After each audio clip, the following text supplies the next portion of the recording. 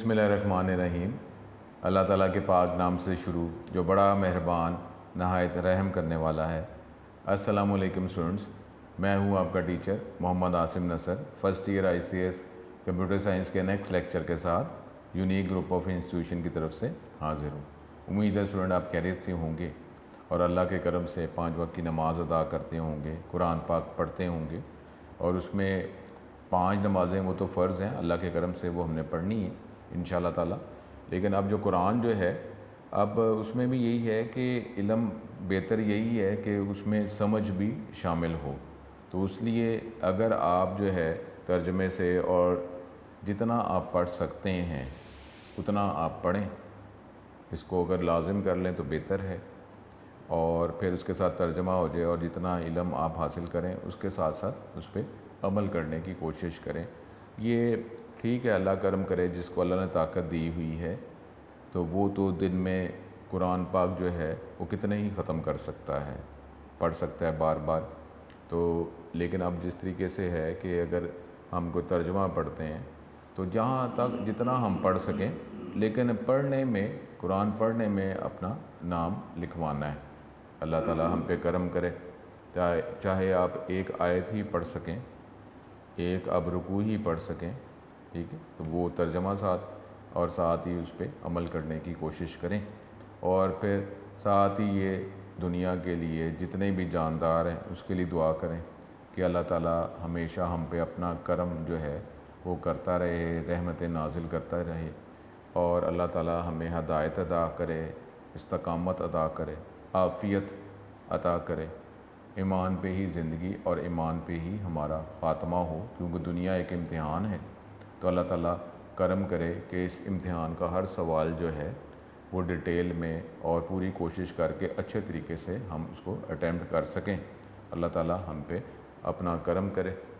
और सुन, ये जो हम टॉपिक अब जो हम स्टार्ट किया हुआ है वो चैप्टर नंबर 7 में जो विंडोज़ ऑपरेटिंग सिस्टम है उसके ऑब्जेक्ट्स को डिस्कस कर रहे हैं। कंप्यूटर सिस्टम का मेन सॉफ्टवेयर ऑपरेटिंग सिस्टम ही है जिसके ज़रिए कंप्यूटर जो है वो एफिशिएंटली वर्क करता है और उसके ज़रिए फिर मुख्तलिफ जो काम करना चाहें कंप्यूटर की मदद से उसको पूरे करने की कोशिश कर सकते हैं। अब ये विंडोज़ ऑपरेटिंग सिस्टम के डिफरेंट जो कंपोनेंट्स या ऑब्जेक्ट्स हैं उसको हम डिस्कस कर रहे हैं। अपने लेक्चर को कंटिन्यू करते हैं। स्टूडेंट, ये अपना टॉपिक जो है नेक्स्ट हम स्टार्ट करते हैं। चैप्टर नंबर 7 और विंडोज़ ऑपरेटिंग सिस्टम जो है ये हम डिस्कस कर रहे हैं। इसमें अगला टॉपिक है objects of Windows operating system. ठीक है, हमने पहले ऑपरेटिंग सिस्टम की डेफिनेशन की और फिर हम स्पेसिफ़िकली जो है विंडोज़ ऑपरेटिंग सिस्टम की बात कर रहे हैं कि विंडोज़ ऑपरेटिंग सिस्टम जब आप अपने कंप्यूटर सिस्टम के मेन सॉफ्टवेयर के तौर पर यूज़ करते हैं, उसको इंस्टॉल करते हैं, तो अब उसके डिफरेंट कंपोनेंट्स जो विंडोज़ इंस्टॉल होने के साथ ही आपको मिल जाते हैं, जिसके ज़रिए फिर इस ऑपरेटिंग सिस्टम के को यूज़ करते हुए मुख्तलिफ आप काम कर सकते हैं। वो कंपोनेंट्स, वो ऑब्जेक्ट्स क्या हैं, ये हम डिस्कस करने लगे हैं। तो the important objects of Windows operating system वो क्या हैं? सबसे पहले डेस्कटॉप जो है उसी तरीके से जिस तरह हम टेबल पर कंप्यूटर रखते हैं या बुक्स रखते हैं और फिर चेयर पर बैठकर हम वो बुक पढ़ते हैं, जो भी स्टडी से रिलेटेड काम जो हैं वो हम करते हैं। हमने कुछ नोट डाउन करना होता है तो नोटबुक पे हम नोट करते हैं।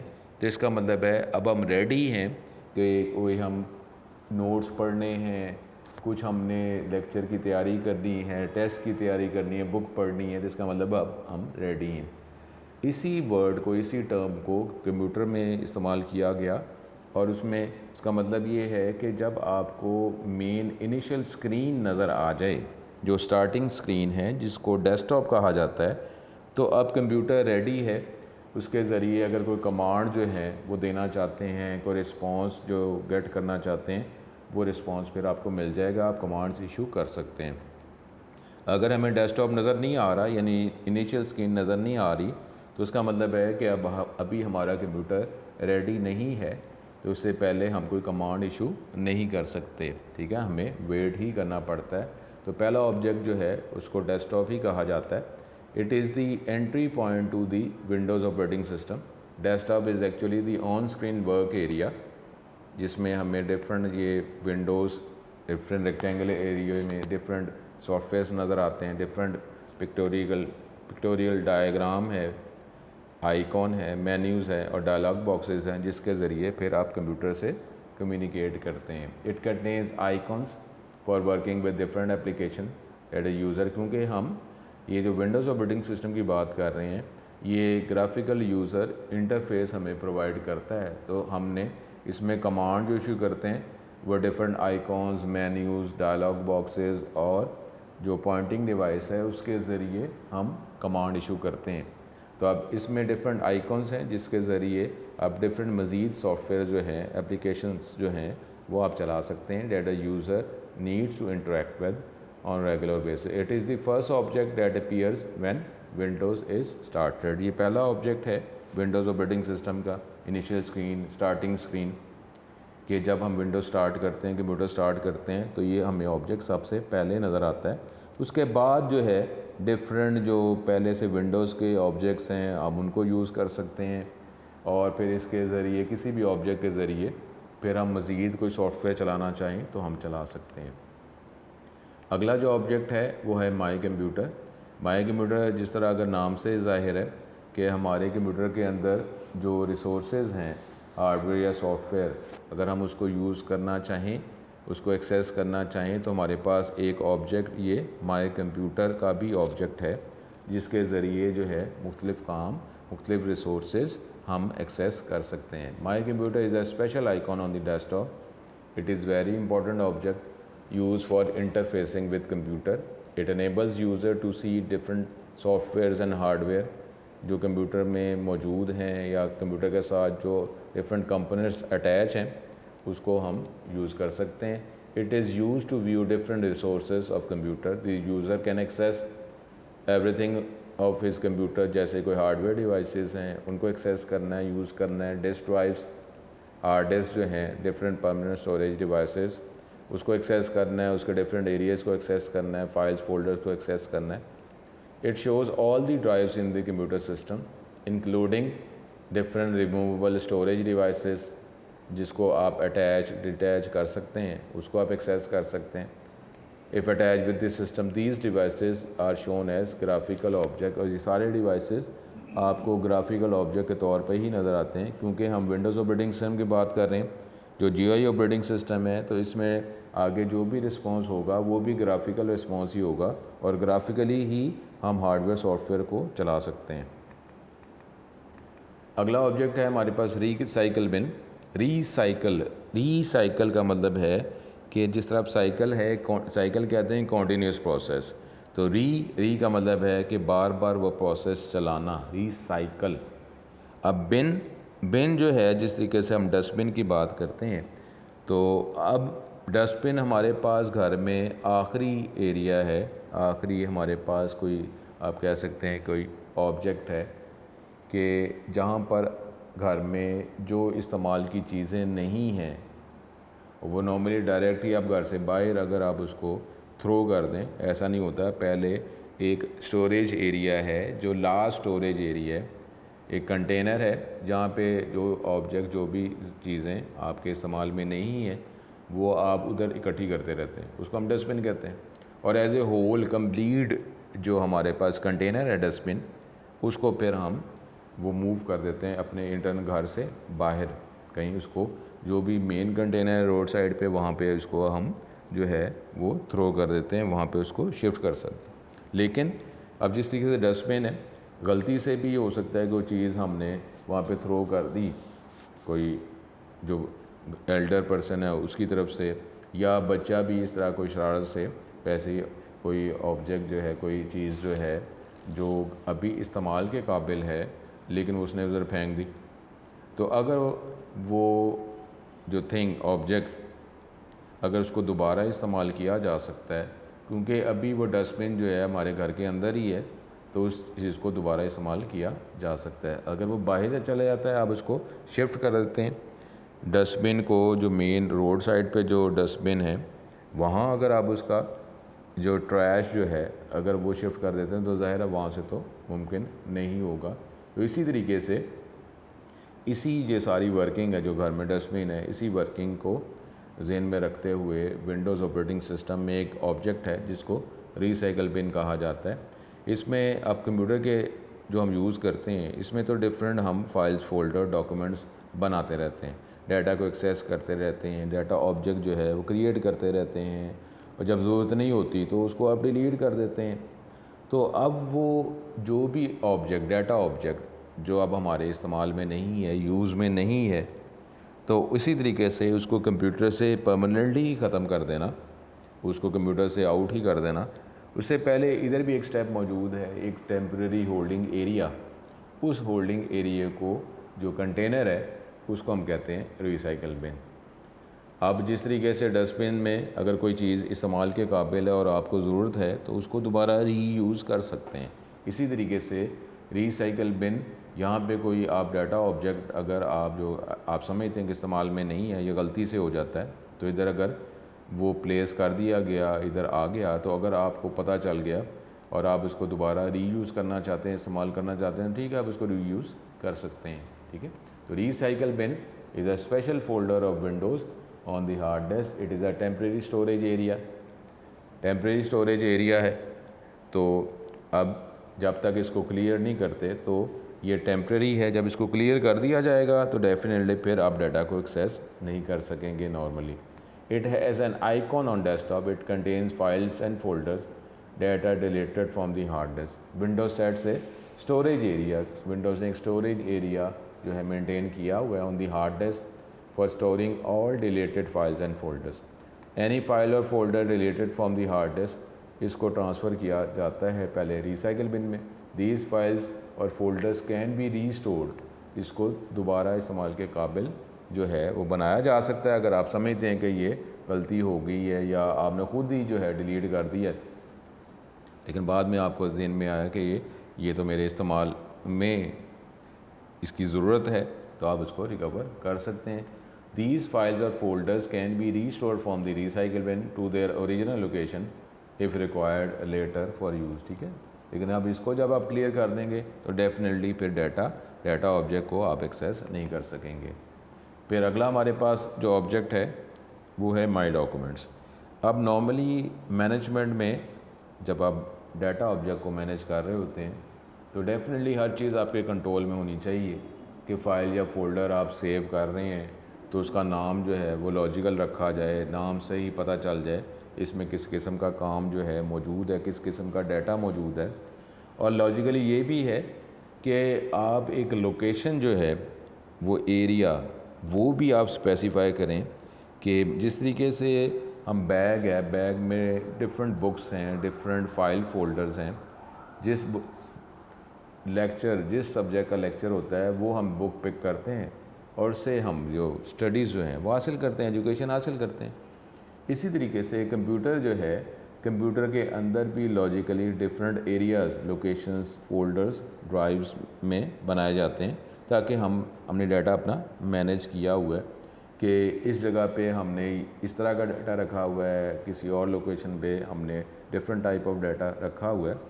तो इस तरीके से हार्ड डिस्क को भी मैनेज किया जाता है। तो आगे ये टॉपिक आएगा भी कि हार्ड डिस्क को आप लॉजिकली डिफरेंट एरियाज़ में डिवाइड करते हैं जिसको पार्टीशन कहा जाता है, और पार्टीशन के आगे फिर मज़ीद जो है वो ड्राइव्स बनाते हैं, ड्राइव्स के आगे फिर फोल्डर्स बनाते हैं, और प्रॉपर एक मैनेजेबल वे से आप इस फाइल्स और फोल्डर को आप जो लोकेशन समझते हैं लॉजिकली वहीं पर इसको प्लेस किया जाता है ताकि जब इसको एक्सेस करना हमें ज़रूरत पड़े तो हमें पता हो कि ये फ़ाइल जो है किस किस्म की फ़ाइल है तो किस लोकेशन पे मौजूद होगी। ये तो लॉजिकली है, लेकिन अगर ऐसा ना हो सके तो अगर हम बेटर तो यही है कि जिस लोकेशन में आप रिक्वायर करते हैं, जो आपने लॉजिकली स्पेसिफाई किया हुआ है, वहीं पर वो डाटा ऑब्जेक्ट फ़ाइल या फोल्डर को सेव किया जाए ताकि दोबारा जब एक्सेस करना हो तो हमें आसानी हो।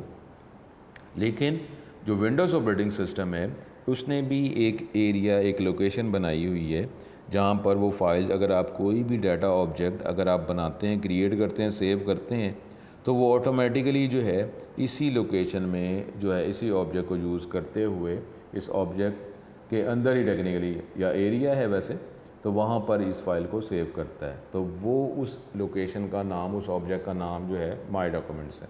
यानी अगर आप कोई फाइल या फोल्डर, कोई भी डाटा ऑब्जेक्ट जो है क्रिएट करना चाहते हैं, सेव करना चाहते हैं, और अगर आप लोकेशन स्पेसिफाई नहीं करते तो ऑटोमेटिकली विंडोज़ ऑपरेटिंग सिस्टम ने भी एक एरिया बनाया हुआ है जहाँ पे इस फाइल को वो ऑटोमेटिकली सेव कर देगा, डाटा ऑब्जेक्ट को सेव कर देगा। उस एरिया का नाम जो है माई डॉक्यूमेंट्स है।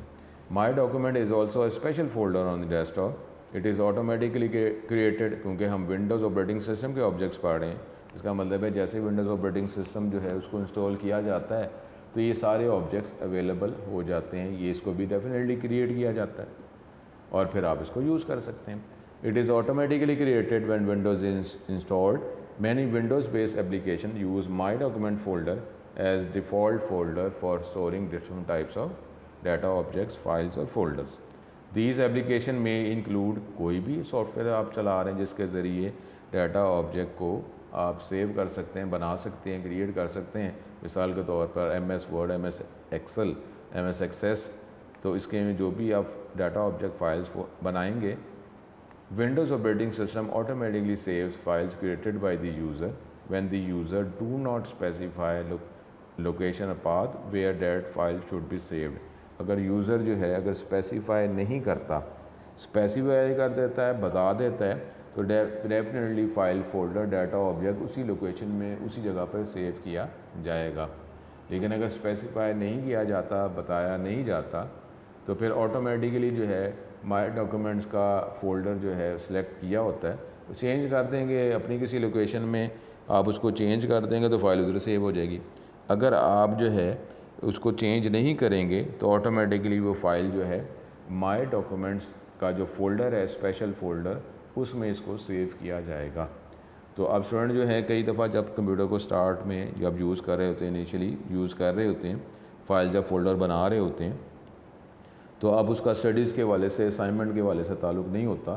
तो फिर हम जो फाइल्स वगैरह बनाते हैं या कोई डाटा ऑब्जेक्ट जो इंटरनेट से भी आपको फ़ाइल डाउनलोड कर लेते हैं, तो कई दफ़ा अगर आप उस पर तवज्जो करके जिस लोकेशन में आप चाहते हैं, अगर उधर वहाँ पे स्पेसिफाई नहीं करते, सेव नहीं करते, तो लेकिन वो आपने गौर नहीं किया, फ़ाइल को सेव कर दिया, तो बाद में आप कहेंगे वो फ़ाइल तो मैंने तो लोकेशन बताई ही नहीं कि कहाँ सेव करना था। तो परेशान होने की ज़रूरत नहीं होती। ज़्यादातर वो फ़ाइल जो है वो माई डॉक्यूमेंट्स के फ़ोल्डर में ही उसको सेव किया जाता है, तो उधर से फिर एक्सेस किया जा सकता है और फिर लॉजिकली जिस लोकेशन में आप फ़ाइल को लेके जाना चाहते हैं वहाँ पे आप उसको शिफ्ट कर लें, मूव कर लें, ठीक है। तो अदरवाइज़ अगर आप लोकेशन नहीं बताते तो वो फ़ाइल या डाटा ऑब्जेक्ट जो है वो माई डॉक्यूमेंट्स के फ़ोल्डर में ही उसको सेव किया जाता है, क्योंकि ये विंडोज़ ऑपरेटिंग सिस्टम का ऑब्जेक्ट है जिसमें फ़ाइल्स अगर आप लोकेशन नहीं बताते तो इस फ़ोल्डर में, इस कंटेनर में उन फाइल्स या डाटा ऑब्जेक्ट को सेव किया जाता है। अगला हमारे पास है ऑब्जेक्ट, अब ये माई नेटवर्क प्लेसेस। अब नेटवर्क प्लेसेस ये भी विंडोज़ का ये एक ऑब्जेक्ट है। नॉर्मली ये इस्तेमाल किया जाता है जब हमारे पास नेटवर्क एनवायरनमेंट है और नेटवर्क एनवायरनमेंट में एक से ज़्यादा कंप्यूटर्स, एक से ज़्यादा यूज़र्स या क्लाइंट्स जो हैं वो नेटवर्क से कनेक्ट होते हैं।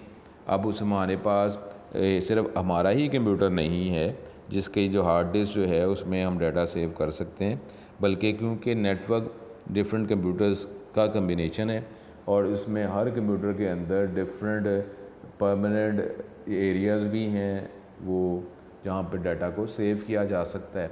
तो अब उन एरियाज़ को किसी और कंप्यूटर के जो फिज़िकल स्टोरेज एरिया है, हार्ड डिस्क है, उसको एक्सेस करने के लिए पहले उस कंप्यूटर को आप सेलेक्ट करते हैं with the help of this object my network places. इसके ज़रिए किसी आप कंप्यूटर को एक्सेस कर सकते हैं अगर राइट्स जो है वो जो नेटवर्क एडमिनिस्ट्रेटर है उसने अगर आपको राइट्स दिए हुए हैं, क्योंकि कंप्यूटर्स कनेक्ट हैं और अगर राइट्स मौजूद हैं तो आप एक कंप्यूटर के ज़रिए किसी भी कंप्यूटर के डाटा को एक्सेस कर सकते हैं।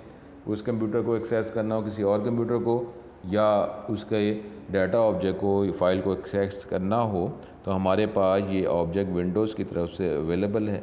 उस ऑब्जेक्ट को माई नेटवर्क प्लेसेस कहा जाता है। It is a folder available on the desktop. It contains icons that represent all the computer systems connected with the network. क्योंकि ये ग्राफिकल यूज़र इंटरफेस जो है ऑपरेटिंग सिस्टम प्रोवाइड करता है, तो डिफरेंट जो कंप्यूटर सिस्टम जो हैं वो एज ए पिक्टोरियल डायग्राम या आइकॉन की सूरत में आपको नज़र आ रहे होते हैं। तो आप कहीं पर क्लिक करेंगे तो अगर राइट्स मौजूद हैं तो उस कंप्यूटर के फिर हमारे पास डिफरेंट फ़ोल्डर्स जो हैं वो नज़र आने शुरू हो जाएंगे। अब आपने उसको एक्सेस करना है या फाइल आपने किसी और कंप्यूटर पे सेव करना है तो उसको किया जा सकता है with the help of this object my network places. In the Microsoft Windows operating system, my network places is the network browser feature in Windows Explorer from Windows XP Server 2003 to 2000 or Windows Millennium Me onward.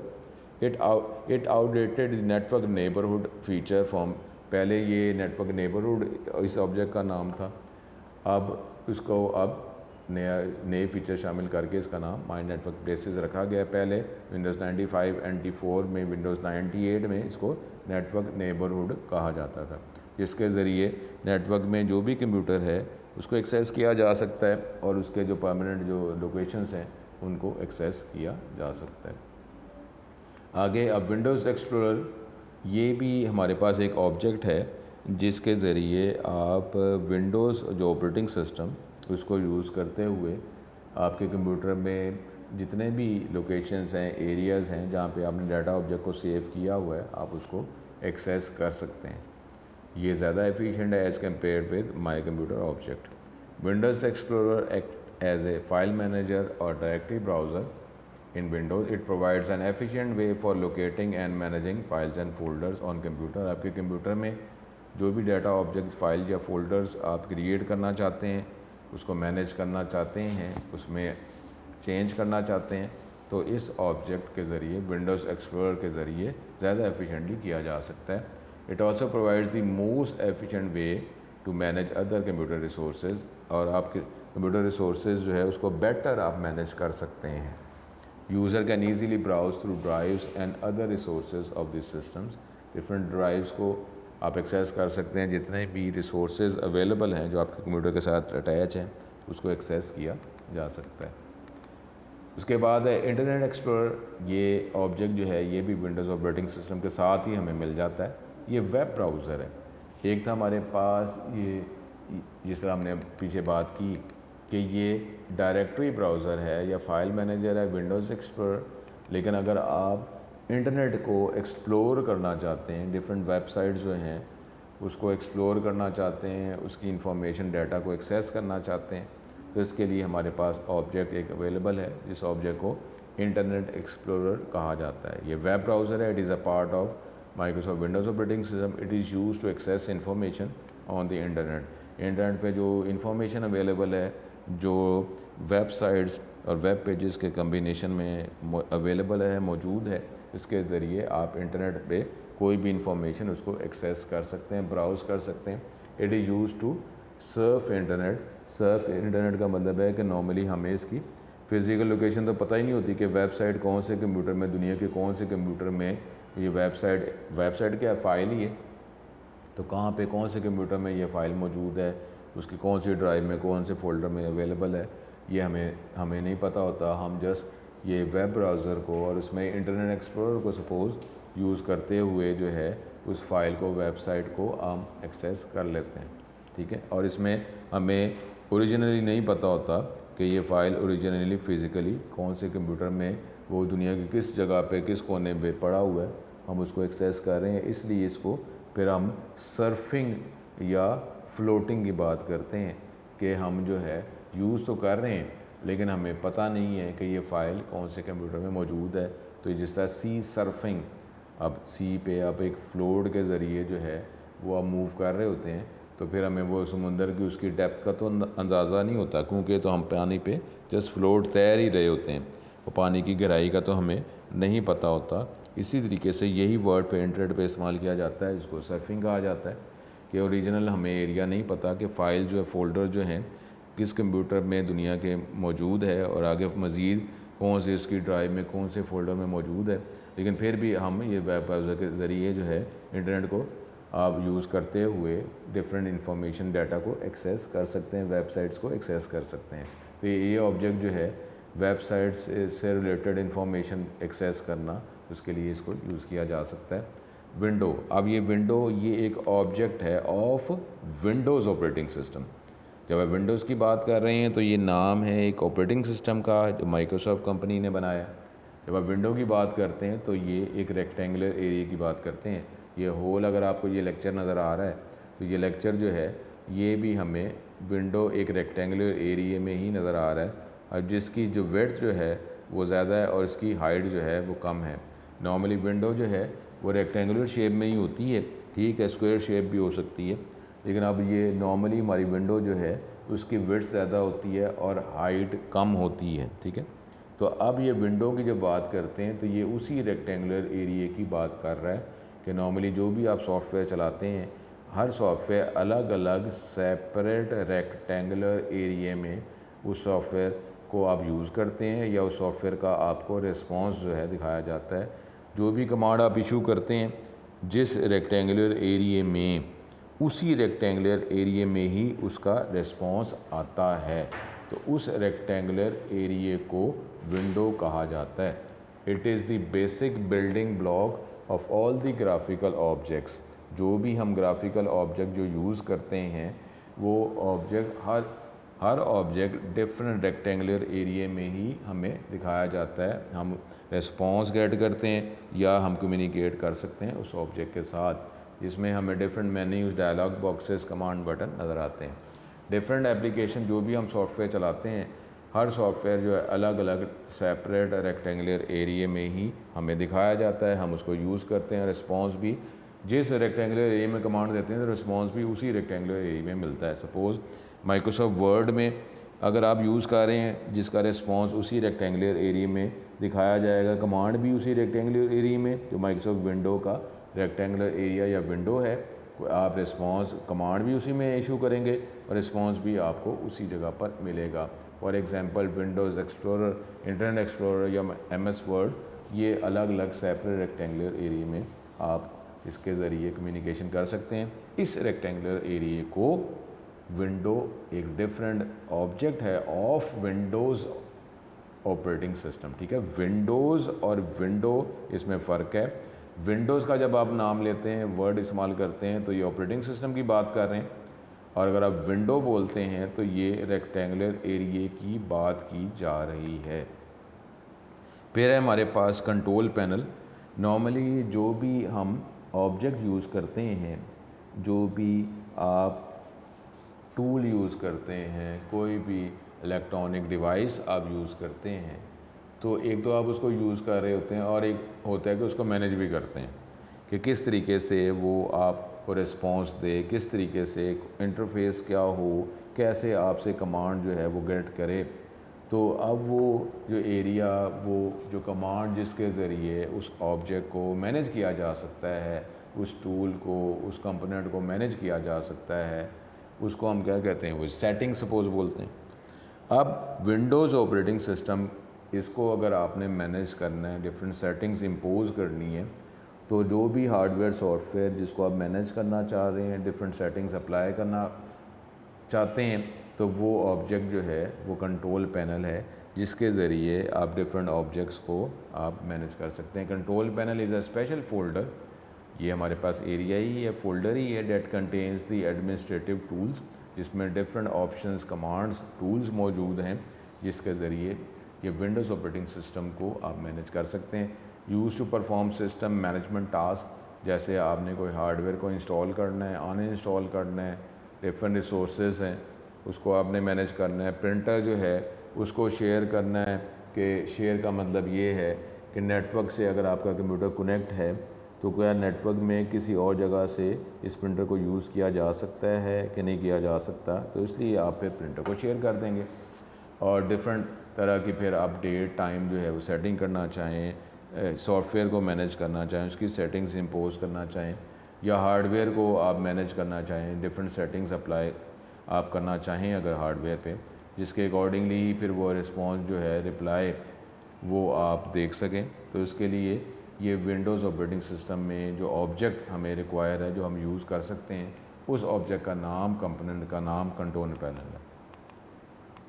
उसके बाद हमारे पास start button, ये भी हमारे पास एक object है, और ये ऑब्जेक्ट है कि विंडोज़ ऑपरेटिंग सिस्टम में जो भी सॉफ्टवेयर जो इंस्टॉल किए हुए हैं, आपने वो कोई भी ऑब्जेक्ट उसको फाइंड करना है, सर्च करना है, या अगर हेल्प आप देखना चाह रहे हैं तो जो विंडोज़ से रिलेटेड है, तो उसके लिए आप इस ऑब्जेक्ट को यूज़ कर सकते हैं। और ये ऑब्जेक्ट जो है एज ए स्टार्ट बटन मौजूद है, यानी एक बटन है, उस पर क्लिक करेंगे तो डिफरेंट सॉफ्टवेयर या डिफरेंट ऑब्जेक्ट्स को या आपने एक्सेस करना है, सर्च करना है, या हेल्प आपको रिक्वायर है, तो ये सारी चीज़ें इस बटन पे क्लिक करने के बाद ही आपको मिलेगी। तो ये भी एक ऑब्जेक्ट है of Windows operating system. The start button is located at the left most side of the task bar. सबसे एंड पे जो बार आपको पता है, जो भी हम सॉफ्टवेयर चलाते हैं, जो इंटरफेस जो है जिसके ज़रिए कंप्यूटर से कम्युनिकेट करते हैं, सबसे नीचे जो बॉटम साइड पे सबसे आखिर में जो एक बार बनती है उसको टास्क बार कहा जाता है। तो इस टास्क बार के बिल्कुल लेफ़्ट साइड पर आपको ये बटन एक मिलता है, उस बटन को स्टार्ट बटन कहा जाता है। Start button is actually the entering point of accessing most of the program installed on the computer. Computer में जो भी नॉर्मली सॉफ्टवेयर अवेलेबल हैं, मेजॉरिटी ऑफ सॉफ्टवेयर को इस बटन के ज़रिए क्लिक करने के बाद एज ए मेन्यू दिखाया जाता है। फिर आप इस सॉफ्टवेयर को जो भी रिक्वायर है उसको आप एग्जीक्यूट कर सकते हैं, चला सकते हैं, और उसके ज़रिए डिफरेंट कमांड इशू करेंगे, और उसी सॉफ्टवेयर जो है के अंदर, उसी रेक्टेंगुलर विंडो के अंदर ही फिर ये सॉफ्टवेयर आपको रिप्लाई रिस्पॉन्स देता है। When start button is clicked A menu, वो जो है वो दिखाया जाता है, आपको शो किया जाता है, इसके ऊपर डिस्प्ले किया जाता है, जिसको स्टार्ट मेन्यू कहते हैं, जो डेस्कटॉप पे फिर हमें नज़र आता है। It is the place from where the user can access different जो प्रोग्राम जो इसमें इंस्टॉल हैं उसको आप एक्सेस कर सकते हैं, एक्सिक्यूट कर सकते हैं। ये हमारे पास था। इसके बाद नेक्स्ट टॉपिक जो है हम उसकी तरफ चलते हैं। नेक्स्ट टॉपिक जो है पहले इसको टेक्स्ट बुक के हवाले से देख लेते हैं, और वो है, अब ये कुछ 2 पेज हैं कि ये थोड़ा सा उसने इनिशियल लेवल पे जो माउस अगर आप यूज़ करते हैं, माउस को जब यूज़ करते हैं तो माउस के ज़रिए जो हम इवेंट्स जो एक्शन परफॉर्म करते हैं उसकी बात की गई है। नॉर्मली माउस को यूज़ करते हुए हम क्लिक करते हैं, डबल क्लिक करते हैं, लेफ़्ट क्लिक करते हैं, राइट क्लिक करते हैं, यानी माउस के ज़रिए जो डिफरेंट हम एक्शंस परफॉर्म कर सकते हैं उसका इस टॉपिक में बताया गया। ठीक है, तो ये इसको हम देखते हैं। अब ये working with mouse and keyboard. अब mouse and keyboard are the basic input devices. Normally हमारे पास यही मेन डिवाइसेस हैं जिसके ज़रिए आप कमांड इशू करते हैं। आइदर आप कीबोर्ड को यूज़ करते हुए, डिफरेंट बटन्स को यूज़ करते हुए, कीज़ को यूज़ करते हुए कमांड टाइप करते हैं, या माउस के ज़रिए आप उसको सिलेक्ट कर सकते हैं। तो यही हमारे पास मेन डिवाइसेस हैं use with personal computers. Almost every operating system running on computers provide interaction through these devices. Definitely जो ऑपरेटिंग सिस्टम हम कोई भी यूज़ करते हैं तो उसमें किसी भी ऑपरेटिंग सिस्टम में यही हमारे पास मेन डिवाइसेस हैं कमांड इशू करने के लिए। Microsoft Windows capture different actions. Microsoft window जो भी आप एक्शन परफॉर्म करते हैं तो माइक्रोसॉफ्ट विंडोज़ जो है या ऑपरेटिंग सिस्टम जो है ये डिटेक्ट कर लेता है कि क्या एक्शन आपने परफॉर्म किया है, और उसके अकॉर्डिंगली फिर आपको रिप्लाई जो है वो बताया जाता है, दिया जाता है बाय दी ऑपरेटिंग सिस्टम। तो माइक्रोसॉफ्ट विंडो जो भी आप एक्शन परफॉर्म करते हैं with the help of these 2 standard devices, तो इसको कैप्चर करता है और उसके अकॉर्डिंगली रिस्पॉन्स जो है वो आपको दिया जाता है। Perform by the mouse and keyboard. These actions जो आप इन डिवाइसेस के ज़रिए डिफरेंट काम जो आप करते हैं, डिफरेंट एक्शन जो परफॉर्म करते हैं, उसको इवेंट कहा जाता है। तो ये इवेंट का कोई शॉर्ट क्वेश्चन भी बन जाता है। ठीक है, ये यहाँ से अगर हम करते हैं तो ये 4 लाइनें हमारे पास इवेंट का शॉर्ट क्वेश्चन आ जाता है। अब ऐसे एक्शन जो आप माउस की मदद से कर सकते हैं उसको कहते हैं माउस इवेंट्स, और ऐसे एक्शंस जो आप कीबोर्ड की मदद से कर सकते हैं उसको कहते हैं कीबोर्ड इवेंट्स। ठीक है, तो ये जो है आगे जब इस डिग्री में तो नहीं, अगली डिग्री में जब हम एजुकेशन हासिल करेंगे तो हम डिफरेंट एनवायरनमेंट, डेवलपमेंट एनवायरनमेंट या लैंग्वेजेस सपोज पढ़ेंगे, जिसमें हम ये जो इवेंट्स की जो टर्म्स हम देख रहे हैं तो वो इन इवेंट्स को ही, इन्हीं टर्म्स को यूज़ करते हुए फिर हम प्रोग्रामिंग कर सकेंगे। कि लेफ़्ट क्लिक करना है, लेफ़्ट क्लिक माउस से प्रेस हुआ तो कौन सी लाइन एग्जीक्यूट हो, कौन सा प्रोग्राम एग्जीक्यूट हो। राइट क्लिक करते हैं तो कौन सी जो स्टेटमेंट्स हैं उनको एग्जीक्यूट किया जाए। इस तरीके से जो आपके प्रोग्राम को डिफरेंट एरियाज़ में डिवाइड किया गया, ठीक है। तो ये event driven language, event driven environment कहा जाता है। वहाँ पर जाकर फिर ये इन इवेंट्स को डिटेल में आप जो है यूज़ करेंगे और इसके अकॉर्डिंगली आप स्टेटमेंट्स लिखेंगे। जब भी इवेंट हम माउस के ज़रिए कोई भी एक्शन परफॉर्म करेंगे तो उससे रिलेटेड जो प्रोग्राम जो लाइन्स हैं वो एग्जीक्यूट कर दी जाएंगी, ठीक है। तो आप माउस इवेंट्स, जो भी एक्शंस जो आप माउस की मदद से आप परफॉर्म करते हैं उनको माउस इवेंट कहा जाता है, ठीक है। ये अगला ये शॉर्ट क्वेश्चन भी हो सकता है। माउस इवेंट की अगर हम बात करते हैं तो ये यहाँ तक आप कर लेंगे तो ये हो जाएगा mouse event. Mouse events are the actions that can be perform by using the mouse. ये फॉलोइंग इवेंट्स हैं जो ट्रिगर का मतलब है ये अकर होते हैं या ये किए जा सकते हैं with a mouse. The most common events occurred या performed with the help of mouse, वो क्या है जी, लेफ़्ट क्लिक, राइट क्लिक और ड्रैग। नॉर्मली यही हम यूज़ कर रहे हैं, ठीक है। स्क्रॉल भी होता है, ठीक है। तो ये अब इसको हम देखते हैं कि करके लेफ़्ट क्लिक, जब माउस का जो लेफ़्ट बटन जब आप प्रेस करते हैं ये ट्रिगर जो है इसको परफॉर्म किया जाता है। Left click, this event triggers when we press the left mouse button. Windows definitely ये इवेंट जो है जो आप परफॉर्म करते हैं उसको कैप्चर कर लेता है और उसके अकॉर्डिंगली रिस्पॉन्स जो है वो प्लेस किया जाता है। Normally this event is use to select a graphical object. ये नॉर्मली ये इवेंट कब हम यूज़ करते हैं, जब किसी ऑब्जेक्ट को हमने सेलेक्ट करना है, जैसे कोई फाइल आइकॉन टेक्स्ट को हमने सेलेक्ट करना है या हम किसी बटन को हमने प्रेस करना है।